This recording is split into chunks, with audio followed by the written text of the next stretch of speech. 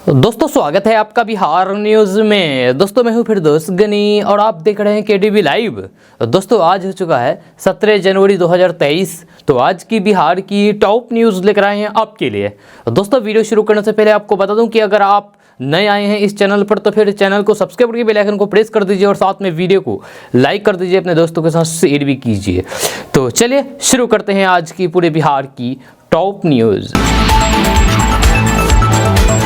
दोस्तों आज बिहार न्यूज में सबसे पहले बात करते हैं कि आरजेडी के मंत्री चंद्रशेखर के बयान को लेकर के हंगामा थमने का नाम नहीं ले रहा है। जहां उन्होंने जब से रामचरितमानस को लेकर के बयान दिया है तब से पूरे बिहार की राजनीति में हंगामा मचा हुआ है। जहां बिहार की राजनीति ही नहीं बल्कि देश भर की राजनीति में हंगामा मचा हुआ है, जहां उनकी बयान की चारों तरफ निंदा हो रही है। वहीं इसी बीच बिहार सरकार के पूर्व उप मुख्यमंत्री एवं राज्यसभा के सदस्य सुशील कुमार मोदी ने कहा कि रामचरितमानस की निंदा करने वाले मंत्री चंद्रशेखर का बचाव करने वाले आरजेडी में यदि हिम्मत है तो फिर वे कुरान की आयतों और मुस्लिम समाज में प्रचलित बहुविवाह, 3 तलाक, निकाह हलाला, हिजाब और 15 साल की राजस्व वाला नाबालिग बेटियों के विवाह को जायज ठहराने जैसे मुद्दों पर टिप्पणी करें। सुशील कुमार मोदी ने कहा है कि राजद बताएं कि वे सभी भारतीय नागरिकों के लिए समान नागरिक संहिता के विरुद्ध क्यों है, जबकि बाबा साहेब रचित संविधान में इस संहिता को लागू करने का मातृत्व दिया गया है। उन्होंने कहा है कि सुप्रीम कोर्ट सभी धर्मों की लड़कियों के लिए विवाह की वैधानिक आयु समान रखने के पक्ष में है, लेकिन लालू प्रसाद की पार्टी नाबालिग मुस्लिम लड़कियों की शादी के मामले में मुस्लिम पर्सनल लॉ बोर्ड की दखियानुसी राय के साथ क्यों खड़ी है। उन्होंने कहा है कि फौरी 3 तलाक को अवैध घोषित करने के सुप्रीम कोर्ट के फैसले पर राजद ने चुप्पी क्यों साध ली। आपको बता दूं कि बिहार के पूर्व उप मुख्यमंत्री और राज्यसभा सांसद सुशील कुमार मोदी ये क्यों भूल गए हैं कि हर बात पर मुस्लिम करना जरूरी है। आपको बता दूं कि बिहार के पूर्व उप मुख्यमंत्री सुशील कुमार मोदी को आखिर हर बात पर मुस्लिम को बीच में घसीटना क्यों जरूरी हो गया है। हर बात को वे मुस्लिम को बीच में घुसेड़ देते हैं। जी हाँ, जैसे कि रामचरितमानस को लेकर के जो बयान दिया है वह चंद्रशेखर है, इसमें मुसलमान का कोई लेना देना नहीं है, लेकिन फिर भी इनको मुस्लिम को बीच में लाना जरूरी हो गया है। दोस्तों बिहार से भीषण सड़क हादसे की खबर सामने आई है। यहाँ कल सुबह 11 बजे करगहर से सासाराम जा रही बस अनियंत्रित होकर के पलट गई। बताया जा रहा है कि जिस वक्त ये हादसा हुआ तब बस यात्रियों से भरी हुई थी। इस हादसे में 2 लोगों की दर्दनाक मौत हो गई, जबकि दर्जनों लोग घायल बताए जा रहे हैं। वहीं घटना की सूचना मिलते ही पुलिस मौके पर पहुंची और एम्बुलेंस की मदद से घायलों को अस्पताल में भर्ती कराया गया। इसके साथ ही पुलिस ने मृतकों के शव को कब्जे में लेकर के पोस्टमार्टम के लिए भेज दिया है। आपको बता दूं कि इन दिनों उत्तर भारत के कई राज्य कोहरे की चपेट में हैं। वहीं सुबह और शाम कोहरा छाए रहने की वजह से सड़क दुर्घटनाओं में इजाफा हुआ है, क्योंकि कोहरे में विजिबिलिटी काफ़ी कम हो जाती है और कुछ भी ठीक से दिखाई नहीं देता है। इसके चलते कई बार गाड़ी आपस में टकरा जाते हैं और दुर्घटना का शिकार हो जाते हैं। दोस्तों बात करते हैं कि बिजली विभाग पर आए दिन काम में लापरवाही बरतने के आरोप लगते रहते हैं। जब मनमाना बिजली का बिल भेजने की शिकायत भी आती रहती है। ऐसा ही एक मामला सीएम नीतीश कुमार के जनता दरबार में पहुंचा। जी हाँ, ये मामला कल सीएम नीतीश कुमार के जनता दरबार में पहुंचा है। जी हाँ, पश्चिमी चंपारण के बुजुर्ग हारून मियां अपनी फरियाद लेकर के पहुंचे थे। सीएम नीतीश कुमार ने जैसे ही पूछा है कि क्या हुआ है, ये सुनते ही हारून मियां का दर्द उनकी आंखों से बहने लगा। जहां बुजुर्ग फरियादी फूट फूट करके रोने लगे, लेकिन कुछ नहीं कहा। उसके बाद सीएम नीतीश कुमार ने काफ़ी देर तक फरियादी द्वारा दिए गए बिजली बिल को देखा। बिजली बिल देखने के बाद सीएम सारा माजरा समझ गए। उन्होंने हारून मियां से पूछा है कि ये बिल आपके घर का है, क्या काम करते हैं कि इतना बिल आया है। बुजुर्ग फरियादी ने कहा है कि कुछ नहीं करते हैं सर, मेरा बिजली का बिल माफ़ कर दीजिए, हम बहुत गरीब हैं, कहाँ से इतना बिल लाएंगे, कहाँ से इतना बिल देंगे। इतना सुनने के बाद सीएम नीतीश कुमार ने तुरंत संबंधित विभाग को फ़ोन लगाया। सीएम नीतीश कुमार ने फ़ोन पर अधिकारी को फटकार लगाते हुए कहा है कि कमाल है, किसी को इतना बिल आता है। हारून मियाँ को आज से नहीं बल्कि काफ़ी समय से ज़्यादा बिल भेजा जा रहा है।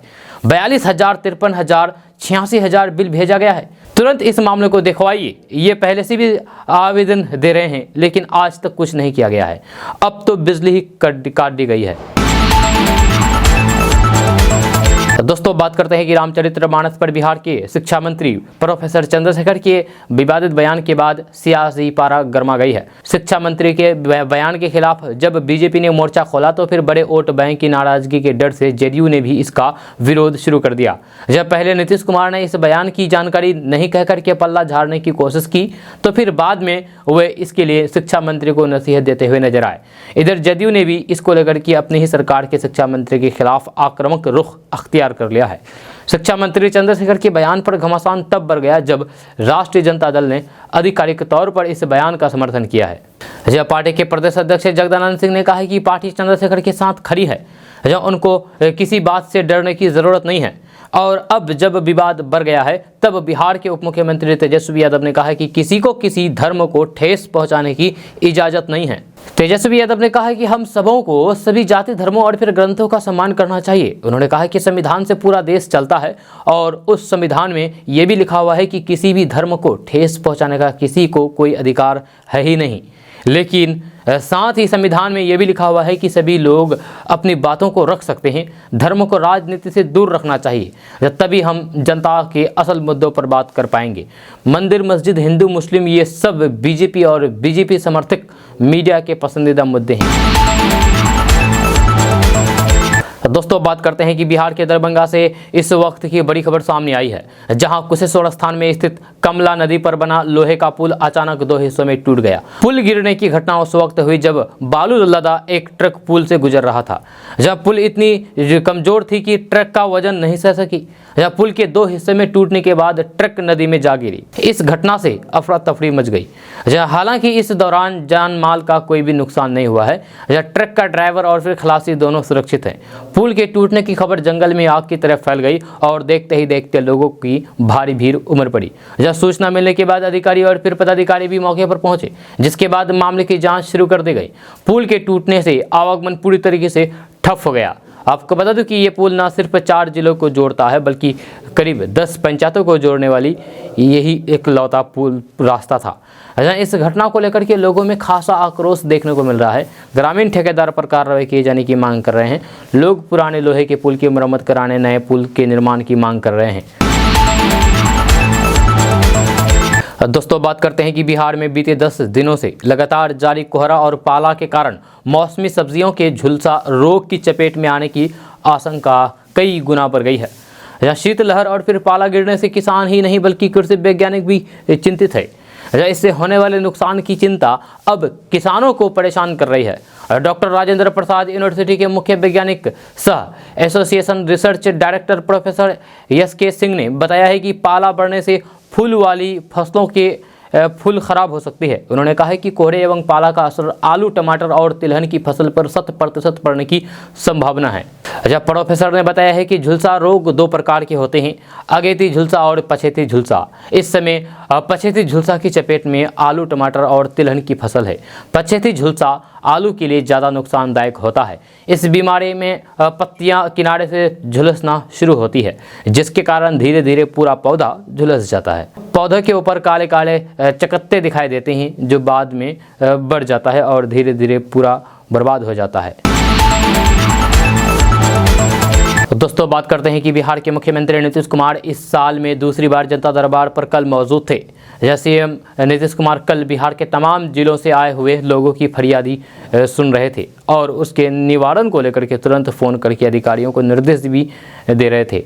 इस दौरान बीच बीच में उनका सख्त रूप भी देखने को मिला और अधिकारियों से सवाल जवाब भी करते हुए नजर आए। इसी कड़ी में अब जनता दरबार में जो मामला सामने आया उसमें एक महिला अनुकंपा की नौकरी की शिकायत को लेकर के सीएम नीतीश कुमार के पास पहुंची, जिसके जवाब में सीएम नीतीश कुमार ने अधिकारी को फ़ोन लगा करके इस मामले पर उनकी सफाई मांगी।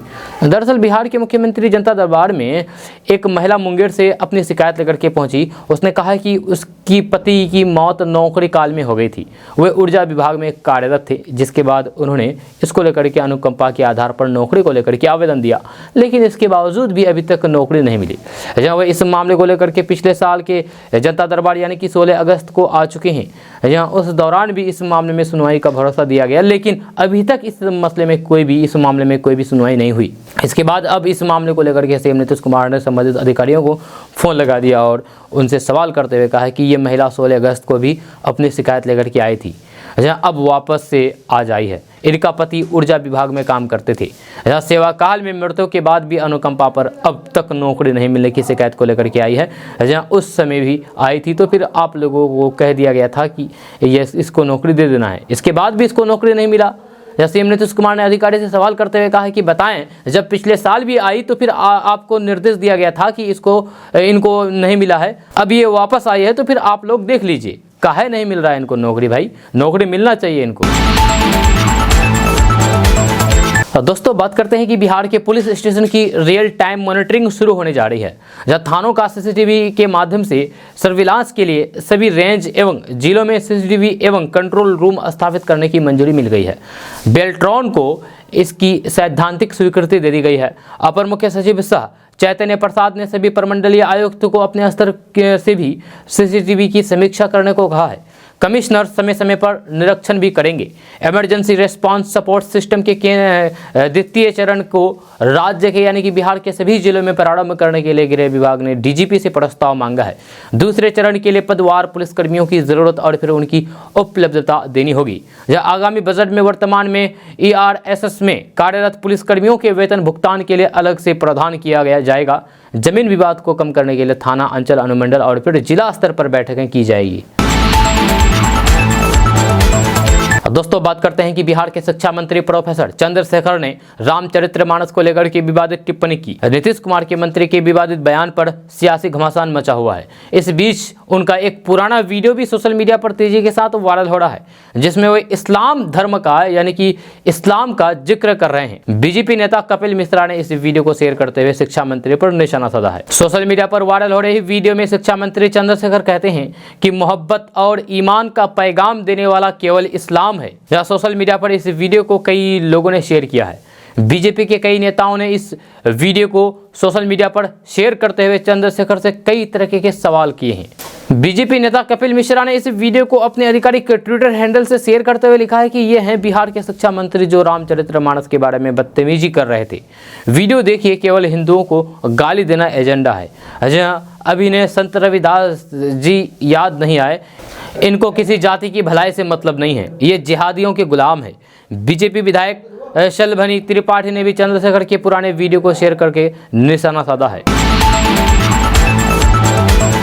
दोस्तों बात करते हैं कि किशनगंज जिला स्थापना दिवस समारोह के दूसरे दिन किशनगंज उत्सव कार्यक्रम के दौरान खगरा शहीद अशफाक उल्लाह खां स्टेडियम में रविवार की शाम सांस्कृतिक कार्यक्रम का आयोजित किया गया और कार्यक्रम में मुंबई से Indian Idol fame Bollywood singer Salman Ali ने अपना जलवा के साथ पूरे माहौल को बदल दिया और लोग उनके गानों पर झूम रहे थे कि वहीं कुछ लोग जिला प्रशासन की व्यवस्था से नाराज होकर के कुर्सी तोड़फोड़ और फिर नाराजगी जाहिर की। आपको बता दूं कि जिला प्रशासन के द्वारा स्टेडियम परिसर में स्थित कार्यक्रम स्थल पर सुरक्षा के पुख्ता इंतजाम किए गए थे।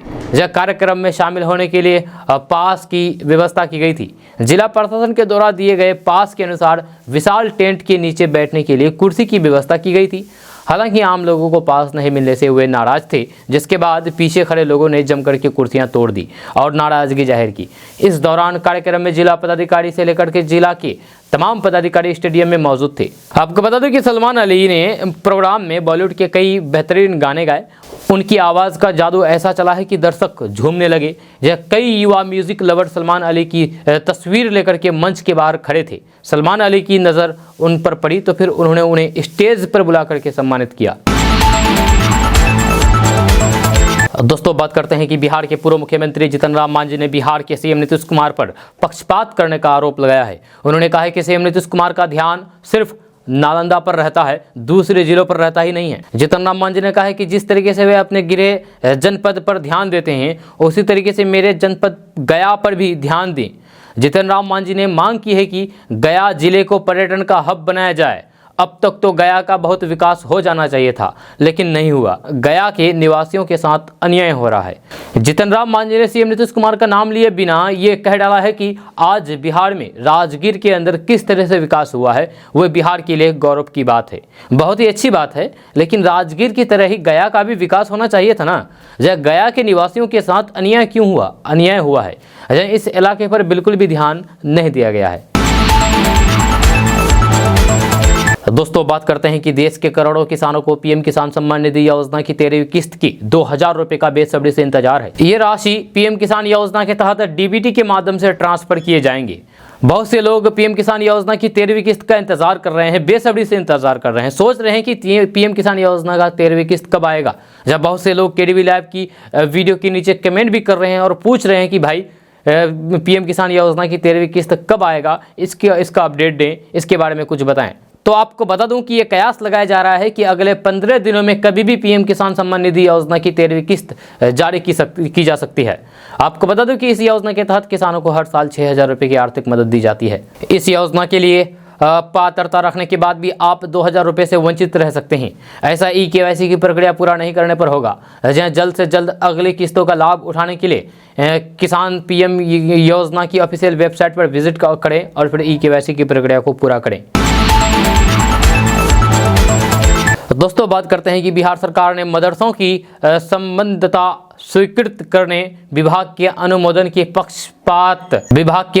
के बाद इस संबंध में नियमावली बनाने तथा पर स्वीकृति के लिए निर्धारित मानक पूरा नहीं करने पर पर स्वीकृति वापस लेने की शक्ति बिहार राज्य मदरसा बोर्ड को सौंप दी है। इसके लिए शिक्षा विभाग की ओर से अधिसूचित नियमावली को प्रभावी ढंग से लागू करने का निर्देश बोर्ड को दिया गया है। मदरसों को अनुदान की श्रेणी में लाने के लिए अनुशंसा के अधिकार भी बोर्ड को दिए गए हैं। निर्धारित प्राविधानों के तहत बिहार राज्य मदरसा शिक्षा बोर्ड में शिक्षा विभाग के पूर्वानुमान से नियुक्ति होगी।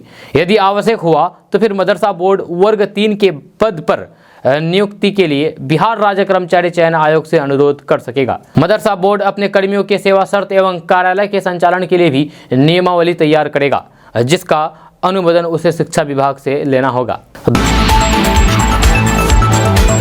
दोस्तों बात करते हैं कि आजकल हर किसी के पास स्मार्टफोन है और सभी का रुख सोशल मीडिया की तरफ है। यह सोशल मीडिया वयस्कों के साथ साथ अब छोटे छोटे बच्चों और फिर किशोरों तक भी अपनी पहुंच बना चुके हैं।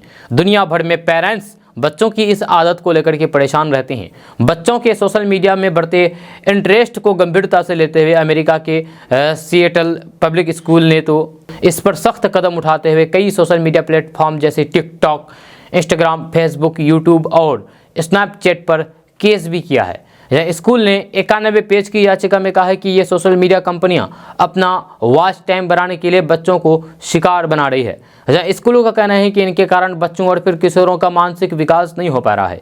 बच्चों और फिर किशोरों के दिमाग पर सोशल मीडिया के पड़ने वाले असर को लेकर के कई स्टडी भी हुई है, जिसमें चौंकाने वाली बात सामने आई है। हाल ही में हुए नए रिसर्च में कुछ चौंकाने वाली बातें सामने आई है। जब रिसर्च में ये बच्चों की ब्रेन मैपिंग में पाया गया है कि इसका असर बच्चों के दिमाग पर पड़ रहा है। अमेरिका की यूनिवर्सिटी ऑफ नॉर्थ कैरोलिना के न्यूरो वैज्ञानिकों ने इस पर स्टडी की और बताया है कि जो बच्चे अपने सोशल मीडिया अकाउंट्स को बार बार चेक करते हैं, उनके ब्रेन का आकार छोटा रहता है।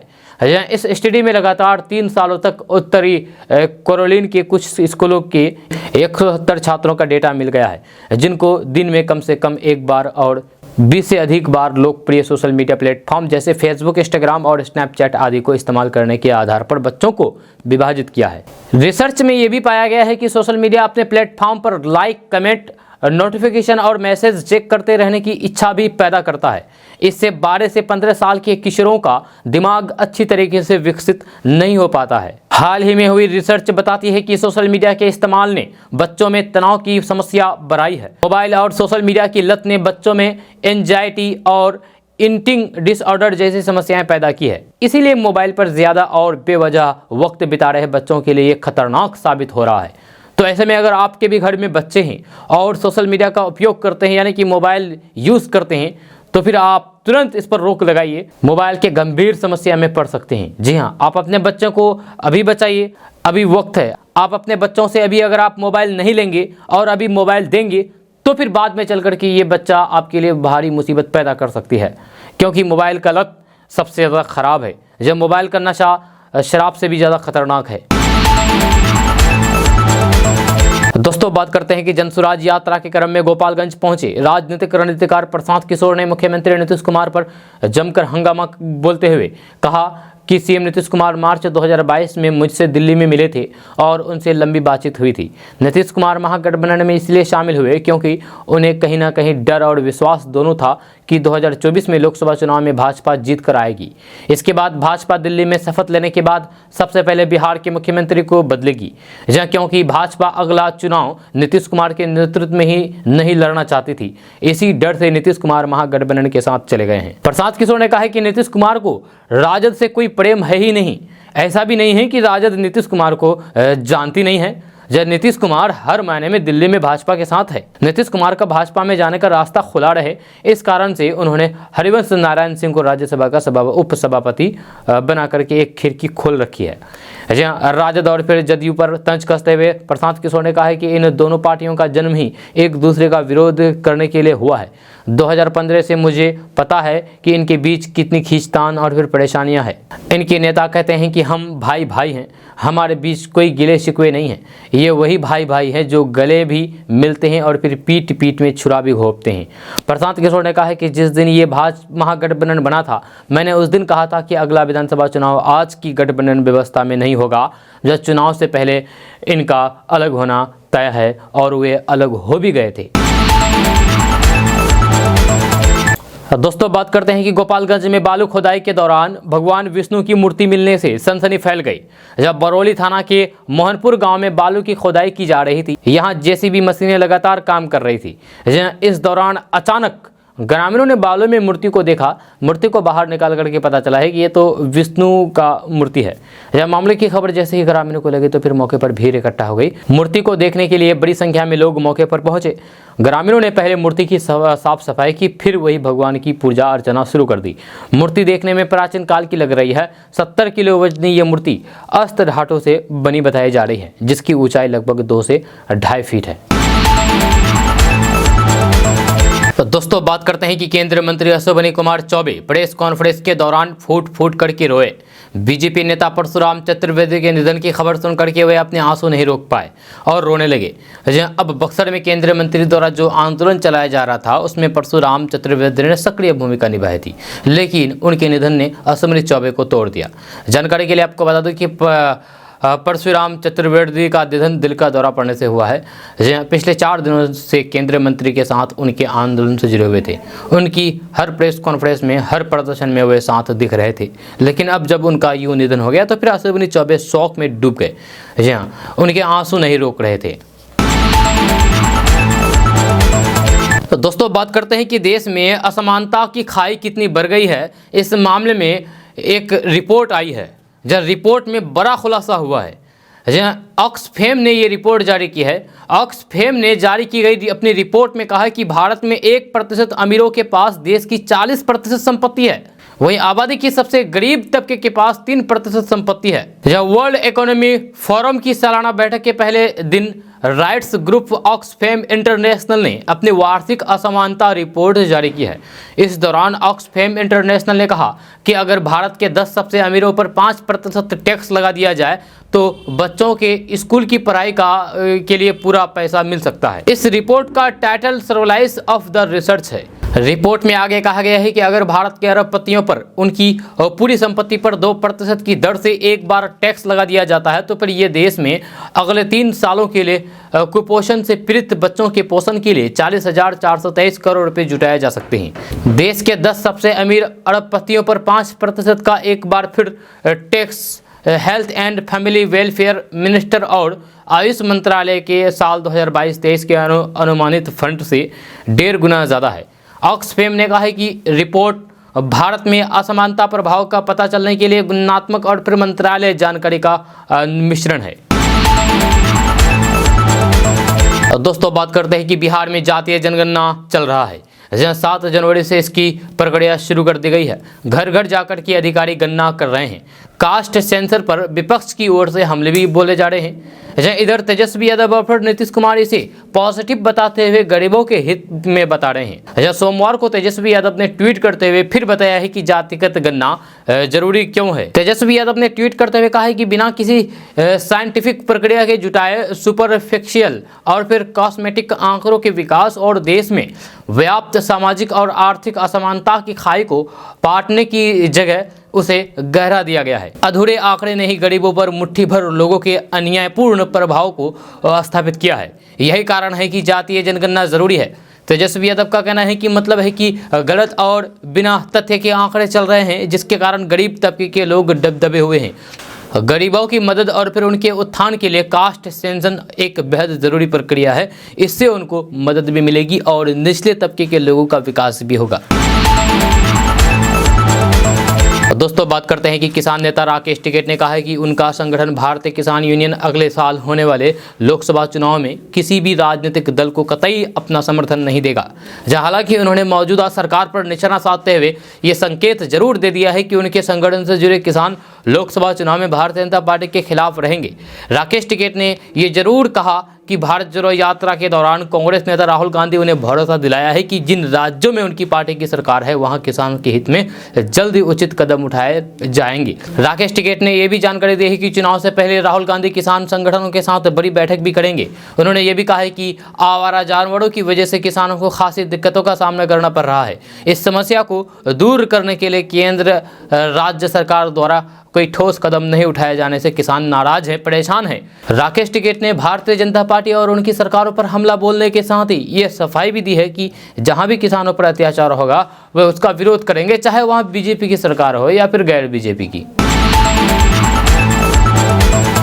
दोस्तों बात करते हैं कि भारत के उत्तरी और फिर उत्तर पश्चिमी इलाके में शीतलहर का कहर जारी रहा है, जहां न्यूनतम तापमान में 3 से 5 डिग्री सेल्सियस तक की कमी दर्ज की गई।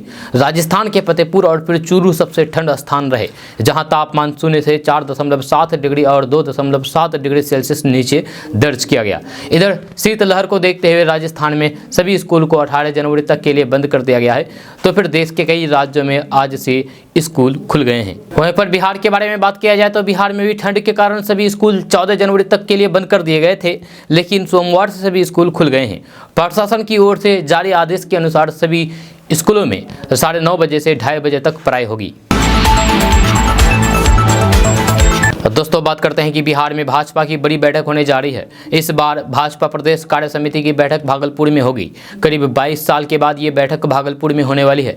केंद्रीय मंत्री मंडल में शामिल सूबे के यानी कि बिहार के सभी केंद्रीय मंत्री, सांसद, विधायक, विधान पार्षद, जिला प्रभारी, जिला अध्यक्ष, लोकसभा प्रभारी, लोकसभा संयोजक सहित बिहार के 600 पार्टी के जनप्रतिनिधि इस बैठक में भाग लेंगे।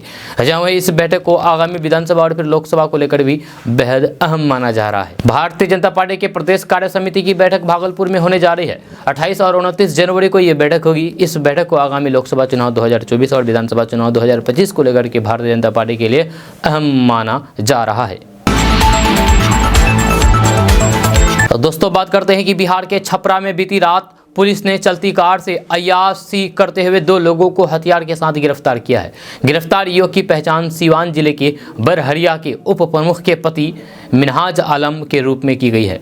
जहाँ उसके पास से 2 पिस्तौल और गोलियों के साथ खोखा भी बरामद किया गया है, जिसकी पुलिस जांच कर रही है। जहाँ सारण पुलिस के अनुसार मिनहाज आलम का आपराधिक इतिहास है और इन पर कई मामले दर्ज भी हैं। मिली जानकारी के अनुसार SH 73 मुख्य मार्ग अमनोर सोनहोपत के बीच पुलिस बीती रात वाहन जांच कर रही थी। गश्त के दौरान पुलिस ने 2 संदिग्ध युवक को संदेह के आधार पर हिरासत में लिया। जब पुलिस दोनों युवक को थाने लाकर के पूछताछ कर रही है। दोनों युवक कार से पटना से चल करके सिवान की तरफ जा रहे थे।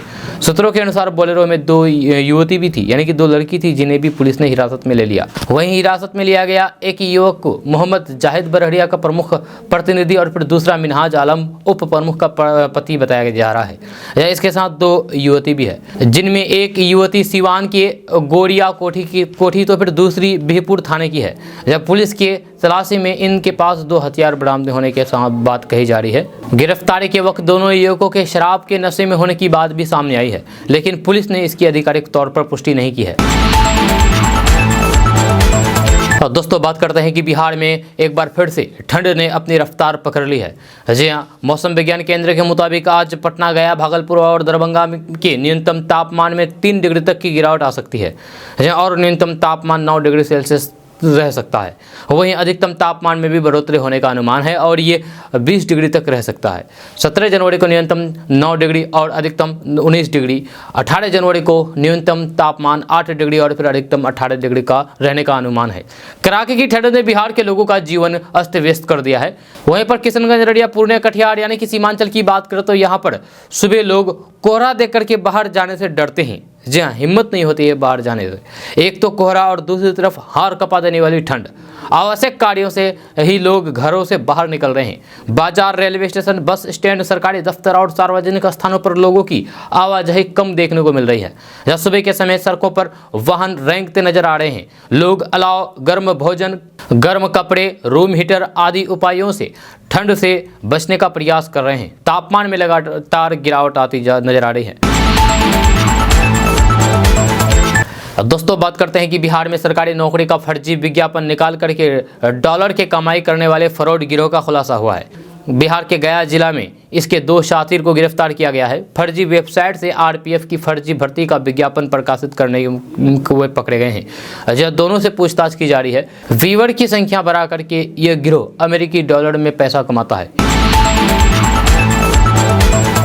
दोस्तों बात करते हैं कि बिहार की सियासत में एक बार फिर से चर्चा है कि नीतीश कुमार फिर से पलटी मार सकते हैं और फिर से भाजपा के साथ सरकार बना सकते हैं। वहीं इन सब के बीच बीजेपी अध्यक्ष जेपी नड्डा का एक वीडियो जिसमें वे कह रहे हैं कि नीतीश कुमार ही बिहार में लीडर थे, लेकिन उन्होंने पलटी मार दी। जेपी नड्डा के इस बयान में कहीं ना कहीं अब ये नज़र आ रहा था कि अगर नीतीश कुमार चाहे तो अब भी बिहार में सरकार बनाने में कोई परेशानी नहीं है। एक न्यूज़ चैनल के कार्यक्रम में जेपी नड्डा ने कहा है कि चुनाव के बाद उनके पास सिर्फ 43 सीटें थी, जबकि हमारे पास 74 सीटें थी। फिर भी हमने उन्हें अपना लीडर बनाया, जी हाँ, बिहार का मुख्यमंत्री बनाया। नीतीश कुमार ऐसे नेता है जिन्हें अपनी परछाई से भी डर लगता है, लेकिन उन्होंने पलटी मार दी। जेपी नड्डा ने कहा है कि जब नीतीश कुमार हमारा साथ छोड़ा, उसके ठीक सप्ताह पहले मैंने और फिर अमित शाह ने पटना में कार्यक्रम किया था, जिसमें हमने नीतीश कुमार को एनडीए में बिहार का नेता माना, लेकिन इसके बाद भी पलटी मार दी। जेपी नड्डा ने कहा है कि अगर उन्हें लगता था कि उनके कारण हम अपना कार्यक्रम को रोक देंगे तो फिर ये संभव नहीं है। दोस्तों बात करते हैं कि बिहार के डिप्टी सीएम तेजस्वी यादव ने रामचरितमानस को लेकर के शिक्षा मंत्री चंद्रशेखर के विवादित बयान पर खुल करके अपने मंत्री का बचाव किया है। तेजस्वी यादव ने इस पूरे प्रकरण के लिए बीजेपी को जिम्मेदार बताया है। वहीं तेजस्वी यादव ने महागठबंधन में टूट को लेकर के कहा कि लोग कितनी भी कोशिश कर ले, लोग महागठबंधन एकजुट हैं और आगे भी एकजुट रहेगा। महागठबंधन टूटने का सवाल ही पैदा नहीं होता है जब तरह तरह की बातें बताई जा रही है। कौन क्या कह रहा है नहीं कह रहा है ये सवाल नहीं है, मुद्दे की बात होनी चाहिए। दरअसल तेजस्वी यादव ने रविवार शाम दिल्ली से पटना पहुंचते ही बीजेपी पर जोरदार हमला बोला है। तेजस्वी यादव ने कहा है कि बिहार में जो बयानबाजी हो रही है और तिल का तार बनाया जा रहा है, इन सब के पीछे बीजेपी है। उन्होंने कहा है कि कुछ लोग बीजेपी की सोची समझी साजिश के तहत काम कर रहे हैं। कभी ये लोग नीतीश कुमार को उपराष्ट्रपति बना देते थे तो कभी राज्यपाल, कभी राज्यसभा सदस्य बना करके दिल्ली भेज रहे थे। इतना ही नहीं, तेजस्वी यादव ने कहा है कि देश का सबसे पवित्र किताब ग्रंथ संविधान है और देश संविधान से चलती है। तेजस्वी यादव ने कहा है कि हम लोग मुद्दे की बात करते हैं। मुद्दा क्या है? शिक्षा, बेरोजगारी और महंगाई। लेकिन आज इस पर बात ही नहीं होती है। बीजेपी के कुछ लोग आए थे, यही ट्रेनिंग देकर गए हैं कि कैसे भी कुछ हो जाए, लेकिन कुछ होने वाला नहीं है। महागठबंधन एकजुट है, जनता नीतीश जी और फिर लालू प्रसाद यादव जी के साथ है। इसके बाद वे लोग तेजस्वी यादव की संपत्ति जांच करने के लिए ईडी को आगे करेंगे। दोस्तों बात करते हैं कि परंपरागत खेती से अलग कृषि करके किसान लाखों रुपए की कमाई कर रहे हैं। विशेषज्ञों की राय है कि गेहूं, धान, मक्का, तिलहन, दलहन पारंपरिक खेती का ही हिस्सा है, जहाँ किसान इनसे मुनाफा कमाते हैं। लेकिन लीक से हट करके खेती की जाए तो फिर बम्पर कमाई ले सकते हैं। हालांकि किसी भी खेती को करने से पहले किसानों को एक्सपर्ट से राय लेना चाहिए। अभी हम एक ऐसी ही खेती काला अमरूद के बारे में बताएंगे। यदि इसे सही ढंग से किया जाए तो फिर किसान अच्छा प्रॉफिट कमा सकते हैं। विशेषज्ञों का कहना है कि अभी तक बाजार में आपने पीले, हरे और इलाहाबादी टाइप लाल अमरूद देखे होंगे। ये पारंपरिक खेती है, लेकिन अगर अमरूद की खेती में ही कुछ हट करके करना चाहते हैं तो फिर काला अमरूद बेहतर विकल्प है। भविष्य में काले अमरूद का ही बड़ा बाजार होगा। भारत की जलवायु और फिर मिट्टी काले अमरूद की उपज के लिए उपयोगी है। भविष्य में हरे पीले के बाद काले अमरूद का बड़ा बाजार होगा। ऐसी अधिकांश संभावना है कि बाजार में ये अमरूद अच्छे दामों पर बिकेगा। जानकारों का कहना है कि अमरूद की खेती के लिए सर्द मौसम होना चाहिए। इसके साथ ही मौसम में नमी भी अधिक नहीं होनी चाहिए। इस मौसम में बुआई करने पर अमरूद की उपज अच्छी होती है। वहीं उपज के लिए दोमट मिट्टी ठीक रहती है। हालांकि सामान्य मिट्टी में भी अमरूद की खेती हो सकती है। तो ऐसे में अगर आप अमरूद की खेती करना चाहते हैं तो फिर आप काला अमरूद की खेती कर सकते हैं। दोस्तों बात करते हैं कि नेपाल की पोखरा में रविवार को हुए विमान हादसे में सीतामढ़ी के बैरगनिया शहर के एक युवक की जान चली गई। बैरगनिया नगर परिषद क्षेत्र के वार्ड नंबर 6 असोगी गांव निवासी राम इकबाल चौधरी का 26 वर्षीय पुत्र संजय जायसवाल काठमांडू में हार्डवेयर व्यवसायी अपने चाचा राजू चौधरी के यहाँ रहते थे। जानकारी के अनुसार संजय जायसवाल मकर संक्रांति को लेकर के पोखरा में अपनी बहन के घर जा रहे थे।